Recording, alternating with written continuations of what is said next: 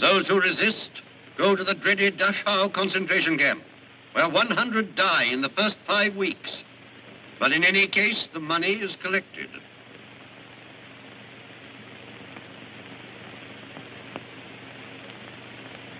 The wealth thus confiscated is used to help meet the cost of Germany's colossal rearmament.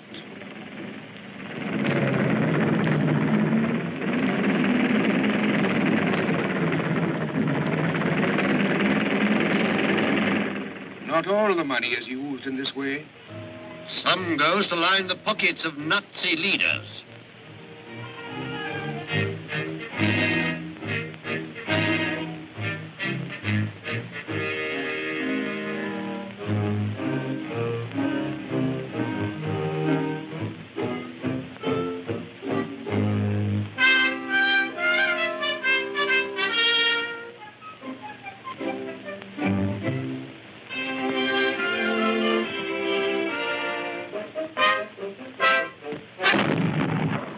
This hermit of Berchtesgaden wears strange sidelight on his complex character.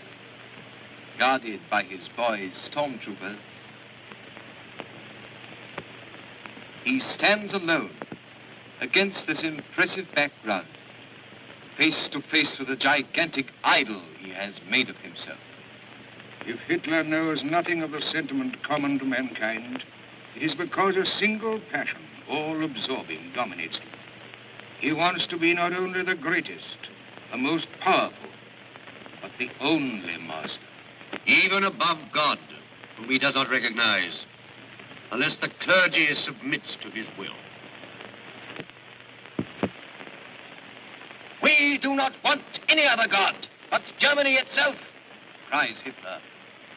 Goebbels echoes, God manifested himself not in Jesus Christ, but in Adolf Hitler. Christ is a false prophet, but he was a Jew, and Judaism is the source of all woes. All kinds of books are broadcast expounding the Nazi theory. Bolshevism, the fruit of Christianity. The fall of the gods. The Pope wants war.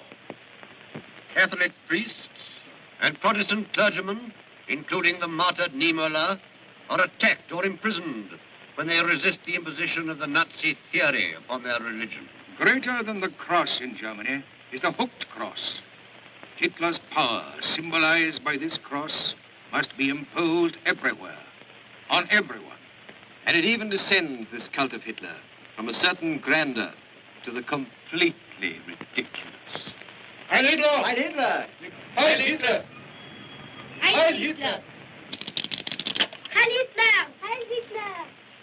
And so the people heil, and they fly the flags. Obedience and discipline. Sie gegen jedermann zu vertreten und zu schützen, so mitzuhelfen am Aufbau eines wirklichen und besseren Friedens. So wahr uns Gott helfe. Grüßt deine Führer und Befreier! Sieg! Sieg! Sieg! But for all the well-orchestrated evasions, Hitler knows that he's not silenced all consciences.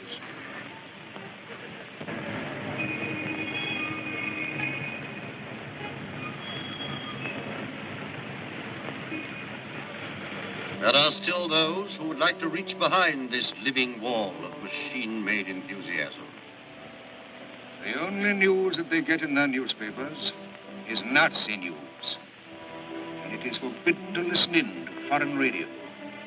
The Nazis try to create a Germany of just one opinion, one point of view. The human mind in quarantine.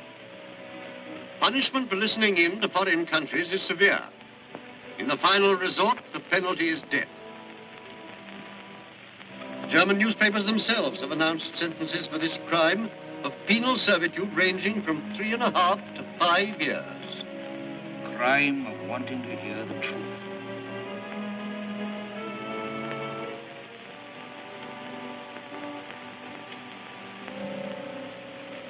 But the people do listen, and ingenious tricks are resorted to.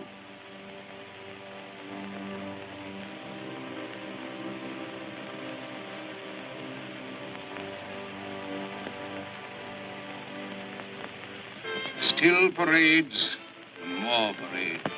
With Hitler now apparently assuming the role of a Nazi Nero.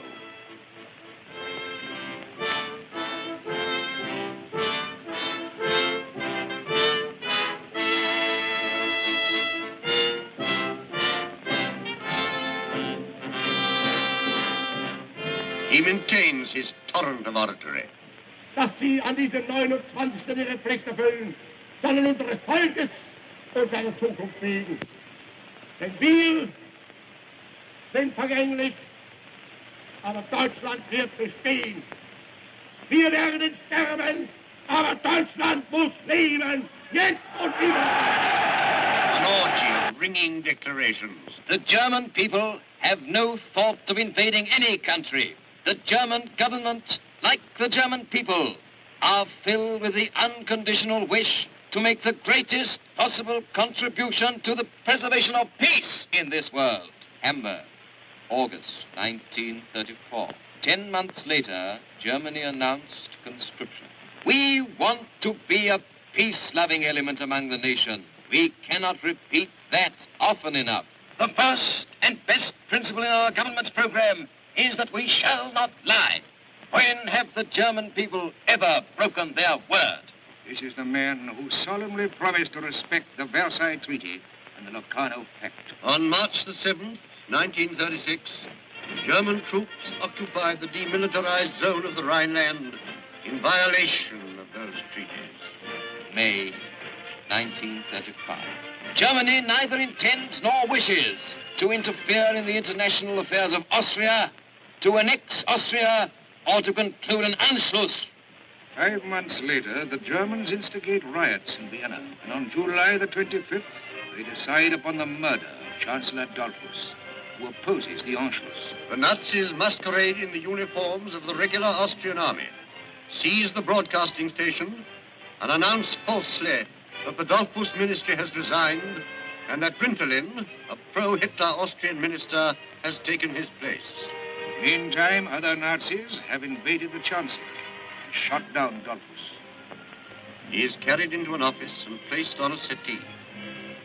And for nearly 4 hours, he lies bleeding to death, deprived of any help whatsoever. There ensues one of the strangest, most poignant dramas of the days before the war.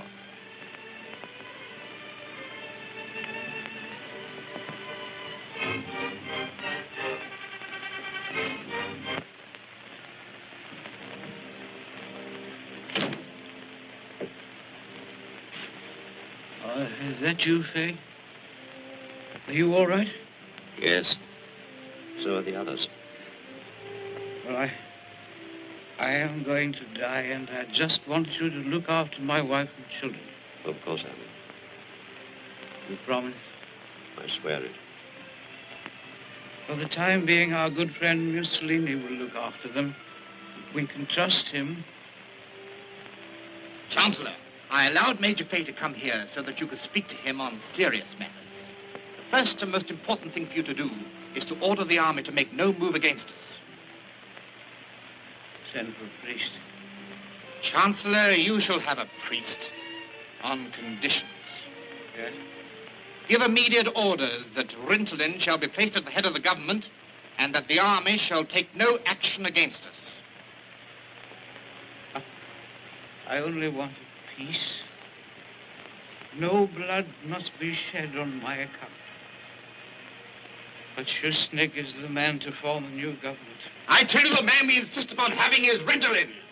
The one man for Austria is Schuschnigg.